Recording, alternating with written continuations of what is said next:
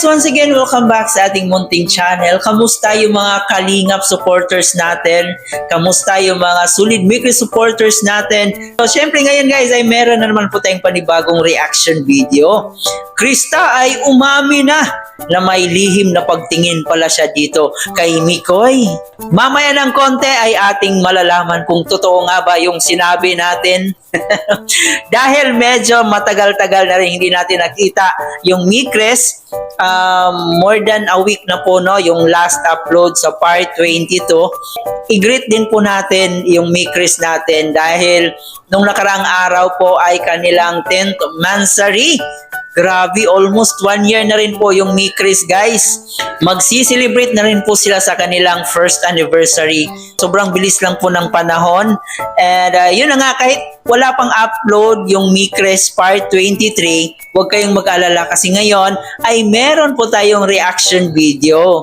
Dito nga po ay umamin si Krista na may lihim na pagtingin pala siya kay Papa Mikoy.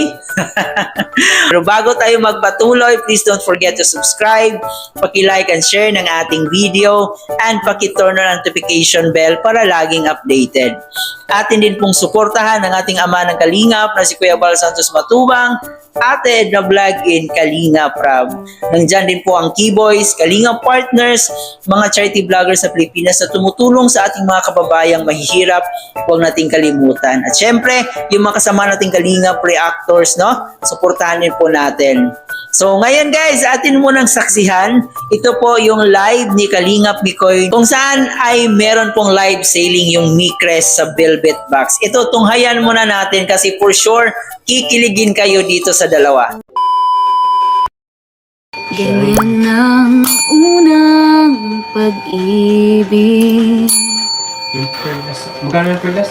Labis na Perlas ko ay 499. kahirap namang sambitin.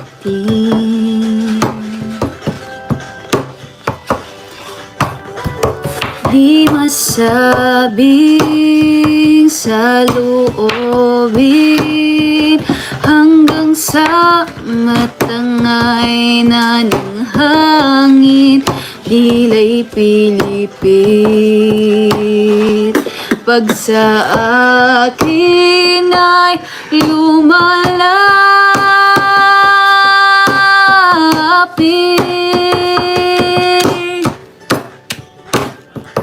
Nandyan ka na naman, pasulyap-sulyap Tita Del, thank you so much po. Lagi-lagi na lang paligaw-ligaw tingin. Ba't di mo subukang aminin? Di mo alam ako'y may pagtingin din. Tigilan ng pagtago-tago mo ng lihim. Dahil ang puso ko'y sadyang kahanap din ng Jocelyn. tunay na pag-ibig. Jocelyn Bayer, thank you so much po.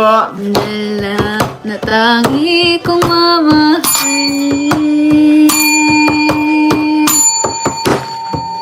Nandyan ka na naman, pasilap-sulyap sa'kin. Lagi-lagi na lang paligaw-ligaw tingin. Ba't di mo subukang aminin? Di mo alam ako'y may pagtingin din. Pigilan mo tago mo ng di. Mali. Dito ka na lang. Hindi pa nag-ano tayo, nagla-live selling tayo. Ano mong... Nag-iwan naman ako ng sabi ko sa item code na, ang item code ng pineflex natin ay Shine. Ay, wow, thank you so much po sa 10 star. Tita Leng, Tita Leng, thank you so much po. Okay na po.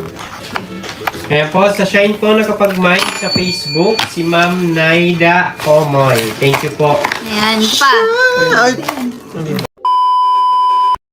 Ay, Ito po ay live selling sa Velvet Box. At the same time, meron din pong live si Kalingap Mikoy sa kanyang YouTube channel. So, ang daming ganap dito guys, no? And ang dami pong nag-mine doon sa kanilang live selling. Ang daming mga yayamanin na mga supporters ng Micres, no? At hindi lang naman Micres, mga Kalingap supporters, marami talagang mga bigating dyan, sponsors, mga supporters. Kaya salamat sa mga nag-mine dito sa Micres. So yun, sobrang kilig po ang nangyari doon sa kanilang live. More than 3 hours po yung live nila, pero grabe yung energy nila, no? Hindi maubos-ubos yung pagpapakilig nila, yung pagpapatawa nila. May mga pick-up lines pang naganap doon sa kanilang live. Ang daming natuwa talaga. Ang daming kinilig ng mga viewers.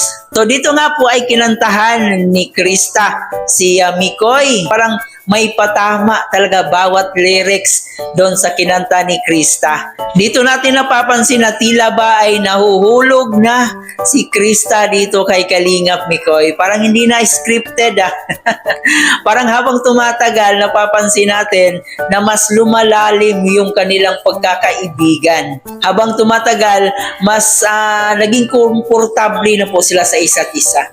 Ganun po yung nangyari sa Micres. Kaya aabangan natin sa next na episode. Baka may i-reveal na po yung Micres natin. Malay natin, baka aamin na yung dalawa na sila pala ay may gusto sa isa't isa. So siguro ay hindi pa naman sa ngayon kasi tulad ng sinabi ni Kalingap Mikoy na nag-aaral pa si Krista at syempre busy rin si Kalingap Mikoy sa kanyang pagcha-charity. Kaya aabangan pa natin yan, no? Marami pa ang pwedeng mangyari. Marami pa ang pwedeng mangyari sa Micres. Diba? Sabi nga rin ni Kalingap Mikoy na handa siyang maghintay. So, yan po ay aabangan natin. Sabihin na natin medyo malayo pa, pero sabi nga nila, sa haba-haba man ng prosesyon ay sa simbahan pa rin yung tuloy.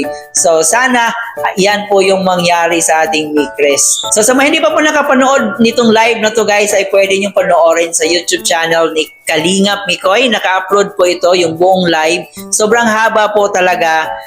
Pero kung gusto niyo namang i-cut lang, pwede niyo panoorin yung mga nakakakilig talaga na eksena doon, yung mga nakakakilig na part kasi may part doon na kumanta si Mikoy para kay Krista at may part din doon na kumanta si Krista para kay Mikoy. So, ang daming ganap doon sa live na yon at sobrang saya talaga. No? Every time na yung Micres ang magla-live, grabe din yung viewers. Sobrang dami rin po.